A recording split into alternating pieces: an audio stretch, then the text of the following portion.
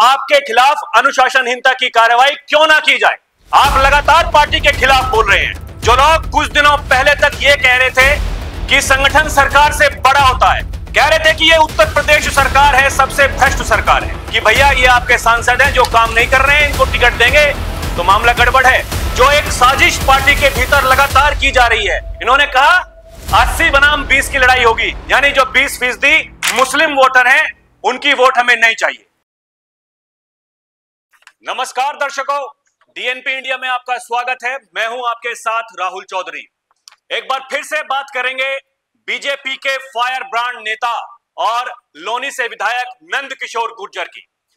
पिछले 3-4 दिनों से नंद किशोर गुर्जर सुर्खियों में छाए हुए हैं, और वो इसलिए क्योंकि वो अपने विधानसभा में कलश यात्रा निकाल रहे थे, जिस दौरान पुलिस से उनकी हाथापाई हुई और फिर उन्होंने ताबड़तोड़ उत्तर प्रदेश सरकार और पुलिस प्रशासन पर आरोप लगाए।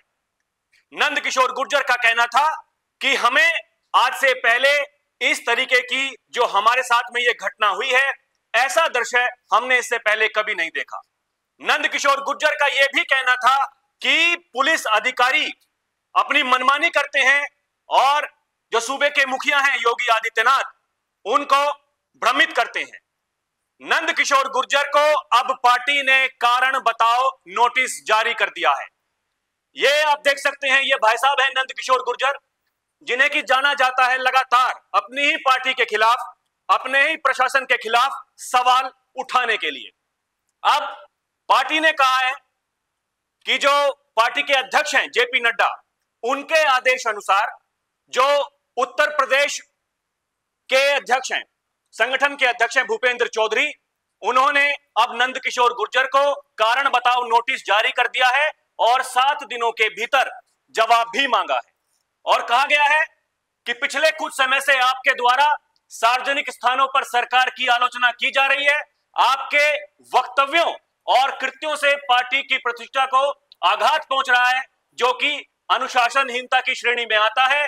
भारतीय जनता पार्टी के राष्ट्रीय अध्यक्ष जगत प्रकाश नड्डा के निर्देशानुसार आपको सूचित किया जाता है कि इस पत्र की प्राप्ति के 7 दिन के भीतर स्पष्टीकरण दें कि क्यों ना आपके खिलाफ अनुशासनहीनता की कार्रवाई की जाए। अब बताइए, जो लोग कुछ दिनों पहले तक ये कह रहे थे कि संगठन सरकार से बड़ा होता है, वही संगठन अब नंद किशोर गुर्जर से यह जवाब मांग रहा है कि भाई बताइए आपके खिलाफ अनुशासनहीनता की कार्रवाई क्यों ना की जाए। आप लगातार पार्टी के खिलाफ बोल रहे हैं। क्या कुछ कह रहे थे नंद किशोर गुर्जर? कह रहे थे कि यह उत्तर प्रदेश सरकार है, सबसे भ्रष्ट सरकार है। जो अधिकारी हैं, कमिश्नर हैं, वो पैसे भेजते हैं मुख्य सचिव को। इसके अलावा उन्होंने जो सबसे बड़ी बात की थी दर्शकों, वो ये जो मैंने पहले वीडियो बनाई थी, आप जाकर के देखिएगा। उन्होंने कहा था कि एक साजिश लोकसभा चुनाव के दौरान रची गई थी, प्रधानमंत्री मोदी को हराने के लिए पैसे बांटे गए थे, जगह जगह जो जातिवादी जो पंचायतें हैं वो की गई थी, क्षत्रिय समाज को भड़काया गया था। इसके अलावा और बहुत सारी जातियां हैं जिनको भड़काया गया था। एक सांसद थे जिनके द्वारा यह कहलवाया गया था कि अगर हमारी सरकार बन जाती है, 400 पार सीटें हमारी आ जाती हैं, तो आरक्षण को हम खत्म कर देंगे, संविधान को हम बदल देंगे।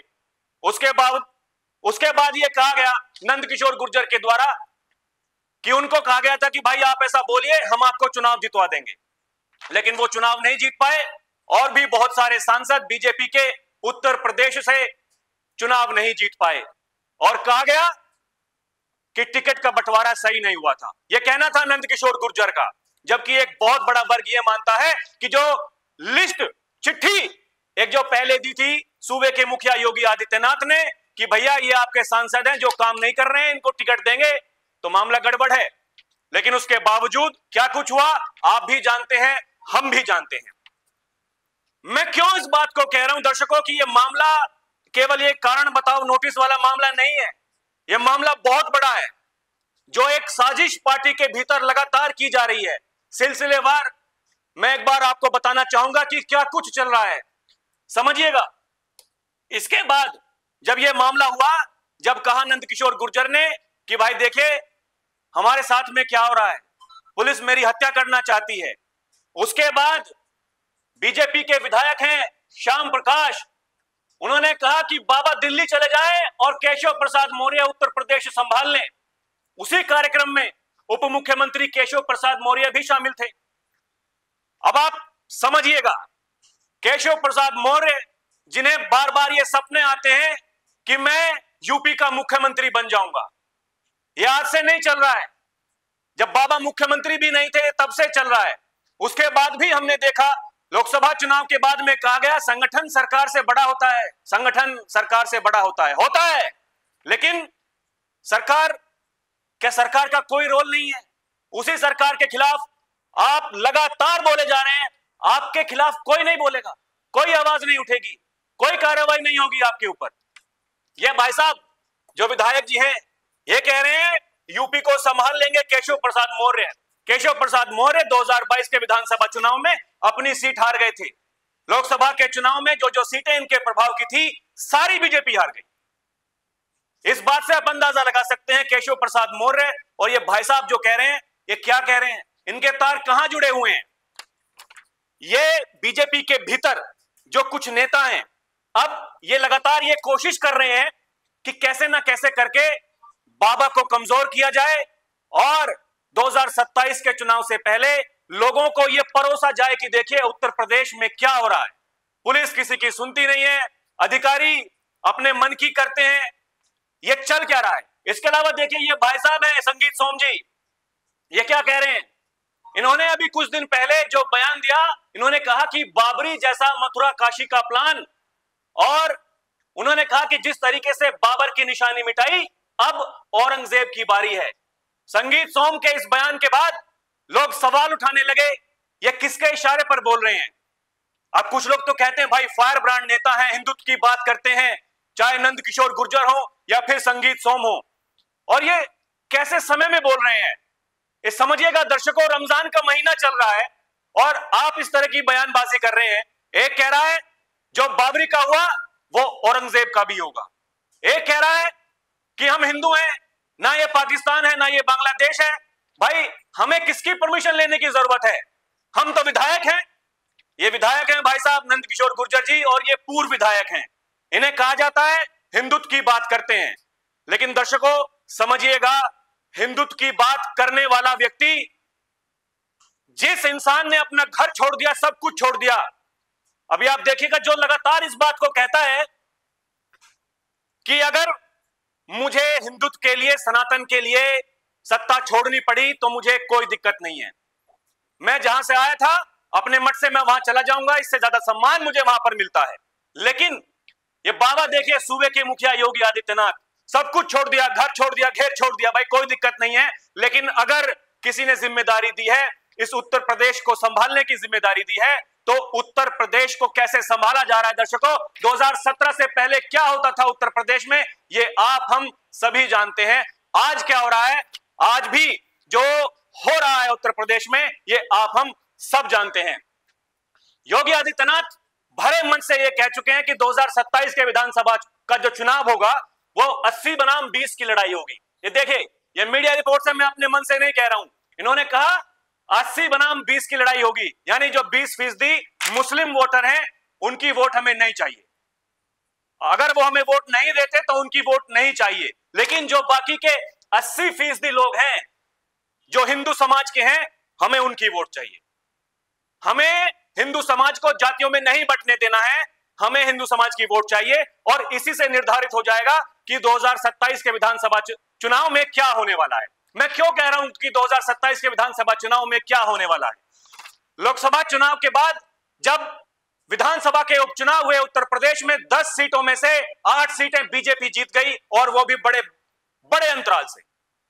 इससे आप अंदाजा लगा सकते हैं दर्शकों, जिस तरीके से बाबा की कैलकुलेशन है चुनाव जीतने की, लोकसभा चुनाव में उनकी बात नहीं मानी गई, तो यही जो नेता हैं वो कह रहे हैं कि बाबा ने हरवा दिया लोकसभा चुनाव में। प्रधानमंत्री मोदी को जो नुकसान हुआ उत्तर प्रदेश में, बीजेपी को जो नुकसान हुआ, बाबा ने करवाया। इसी से आप अंदाजा लगा सकते हैं अब ये लोग जो ये काम कर रहे हैं, ये किसको नुकसान पहुंचाना चाहते हैं। कैमरे के पीछे मेरी कई सपा के नेताओं से बातचीत हो चुकी है और वो मुझसे ये कहते हैं दर्शकों कि अगर 2027 के विधानसभा चुनाव में हमारी सरकार बनेगी समाजवादी पार्टी की तो उसके पीछे मोदी और शाह का हाथ होगा। क्यों? क्योंकि बदला 2024 में हरवाया बाबा ने तो 27 में हराएंगे मोदी और शाह। ऐसा होगा कि नहीं मुझे नहीं पता है दर्शकों, लेकिन माहौल जो बनाया जा रहा है वो यही बताने की कोशिश की जा रही है। जिस तरीके से नंद किशोर गुर्जर ने कहा जांच होनी चाहिए, जो सुप्रीम कोर्ट से रिटायर जज और वकील हैं उनको उसमें शामिल किया जाए, एक जांच कराई जाए कि भाई 2024 का जो लोकसभा चुनाव था 76 सीटें दिखा रहा था सर्वे, 76 सीटें बीजेपी जीतने वाली है, लेकिन अगर 33 पर सिमट गई तो क्या कारण थे? ये तो जातियों का नंगा नाच हो रहा था। ये मैं नहीं कह रहा हूं, ये नंद किशोर गुर्जर कह रहे हैं, वही पार्टी के विधायक हैं, वही संगीत सोम है जो ये दिखाने की कोशिश कर रहे हैं। चुनाव नहीं जीत पाए थे 2022 में, वो ही जताने की कोशिश कर रहे हैं कि हिंदुत्व की लड़ाई हम लड़ रहे हैं। अब आप देखिए, अगर बाबा कह रहे हैं 80 बनाम 20 की लड़ाई है, हिंदुत्व की लड़ाई कौन लड़ रहा है दर्शकों? ये अपने आप में ये देखिए साफ साफ कह रहे हैं, तमाम मीडिया रिपोर्ट छाप रही हैं, 80 बनाम 20 के फॉर्मूले के साथ उतरेगी बीजेपी। सीएम योगी ने कह दिया, साफ साफ कह दिया सीएम योगी ने। आप अंदाजा लगा सकते हैं दर्शकों, ये पहला मामला नहीं है जब योगी को कमजोर करने की कोशिश की जा रही है। इससे पहले भी, मुख्यमंत्री बनने से पहले भी, मुख्यमंत्री बनने के बाद भी तमाम वो कोशिशें की गई कि सूबे के मुखिया योगी आदित्यनाथ कमजोर पड़े।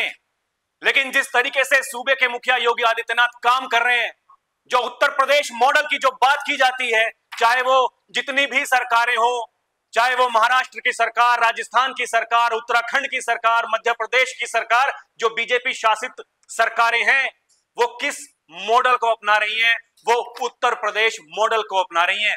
और यही मैं कह रहा हूं कि ये बाबा जो कह चुके हैं कि मुझे कोई दिक्कत नहीं है, सत्ता रहे ना रहे मेरे लिए है, जहां से मैं आया हूं मठ में मैं चला जाऊंगा, मेरा बहुत सम्मान है वहां पर। तो ये दर्शाता है कि बाबा क्या कहना चाहते हैं। वही उत्तर प्रदेश के हालात हमने देखे थे 2017 से पहले, जिस तरीके से बदमाशी का, गुंडागर्दी का नंगा नाच होता था। बदमाश शब्द बुरा नहीं है दर्शकों, बदमाशी जो शब्द है वो भी बुरा है। क्या कुछ नहीं हम सुनते थे, अरे मेरा जीजा बदमाश है, मेरे साथ लड़ोगे तो देख लेना फिर क्या होगा, अरे मेरा फूफा बदमाश है, लड़ोगे तो देख लेना फिर क्या होगा, मेरा मामा बदमाश है, लड़ोगे तो देख लेना क्या होगा। ये बदमाशी जो मैं शब्द इस्तेमाल कर रहा हूं बहुत सोच समझ कर रहा हूं। वो बदमाशी उत्तर प्रदेश में अगर किसी ने खत्म की है वो योगी आदित्यनाथ ने की है। और अब जो ये नेता ये लगातार जो कि पुलिस प्रशासन के खिलाफ आवाज उठा रहे हैं, इन्हें कौन भड़का रहा है? इन्हें कौन कह रहा है कि तुम बाबा के खिलाफ बोलिए, प्रशासन के खिलाफ बोलिए? सवाल तो उठता है ना दर्शकों, ये जो अनुशासनहीनता की जो बात की जा रही है पार्टी की तरफ से, जो कहा गया है कारण बताओ नोटिस भेजिए, क्यों ना आपके खिलाफ कार्रवाई की जाए। तो बताएंगे नंद किशोर गुर्जर की क्यों ना उनके खिलाफ कार्रवाई की जाए, और उसके बाद ये पता चल जाएगा कि जो बाबा को लगातार ये कमजोर करने की जो कोशिश हो रही है, इसके पीछे किसका हाथ है?